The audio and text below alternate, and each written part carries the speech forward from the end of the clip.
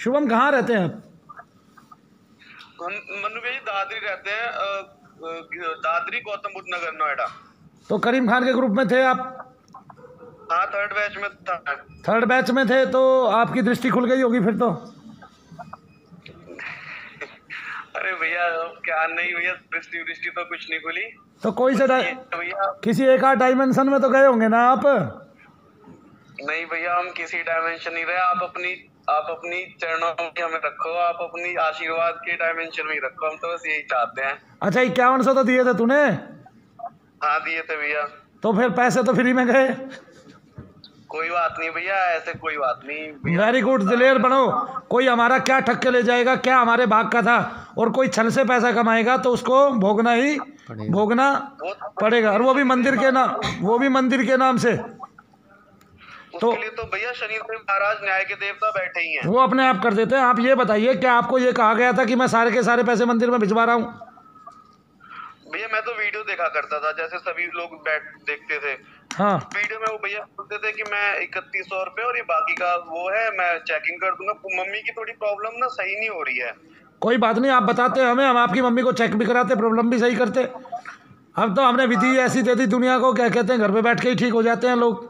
हाँ, तो डेली दीपदान कर रही है मम्मी, डेली दीपदान कर। मैं बताता हूँ कैसे दीपदान करना है मनु भैया जी को। क्या होता है आपकी मम्मी को, पहले तो मुझे यही बता दीजिए। पहले तो भैया मेरे पे भी प्रेत था, मम्मी भी प्रेत था, तो उसकी पूरी क्रिया हुई थी, तो मैं तो पूरा ठीक हो गया। अच्छा, प्रेत था 20 साल पुराना। तो आप ठीक होते तो आपकी मम्मी भी तो ठीक होनी थी ना। 20 साल पुराना प्रेत है तो टाइम तो लगेगा ना। हाँ, अब मम्मी को ना बाद में ये होता है भैया कि कई बार मुझे घर पे झपट्टे पड़ते, फिर बाद में शनिधाम में मैंने चेक कराया तो भैया ने बोला पितृदोष है। फिर मैंने पितृदोष की भी बलि करा ली थी। हाँ, पितृदोष में भैया अब उसके बाद में होता क्या है, घर पे कई बार झपट्टे पड़ते हैं मुझे। और आप जो साधना बताते हो, मम्मी साधना सारी करती हैं और कोई अनुभव नहीं होता है मम्मी को। तो फिर ये बात हमें ही बतानी थी ना। उसको बताने से लाभ हुआ कोई? किस चीज से भैया? उसको बताने से, करीम खान को बताने से लाभ हुआ आपको कोई? नहीं कोई। उन्होंने बोला था कि क्या बोलते हैं कि 2100 रुपए। माथा नीचे करना, थोड़ा माथा नीचे करो। अरे यार, तुम्हारी तो भ्रुकुटी के मध्य में करीम खान ही दिखाई दे रहा है।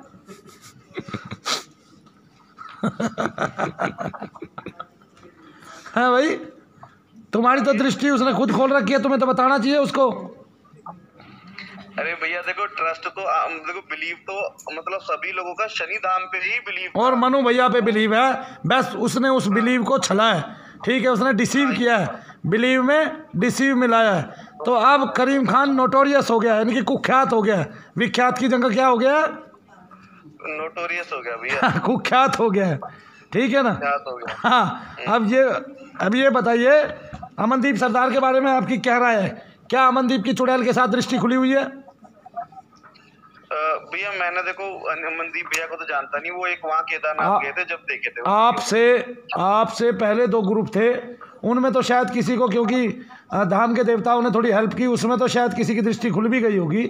लेकिन थर्ड ग्रुप वाले तो बिल्कुल भी एक की भी दृष्टि इसलिए नहीं खुलेगी क्योंकि जब इसने थर्ड ग्रुप बनाया था तो इसके कंधे पे आगे डायन बैठ गई थी। उसके बाद से उससे पीछा नहीं छुड़वा पा रहा था, ठीक है ना। हाँ, और अब तो छुड़वाएगा कैसे? तो मैंने 3 दिन जाप किया, फिर उस डायन को पकड़ के बंद कर लिया था। और जब इसने ये ऐप किया और हमें पता चला तो हमने फिर वापस छोड़ दिया, ठीक है। हमने कहा तेरी चीज़ तुझे मुबारक, और सिद्धियाँ सारी धाम की और हमारी वापस आ गई।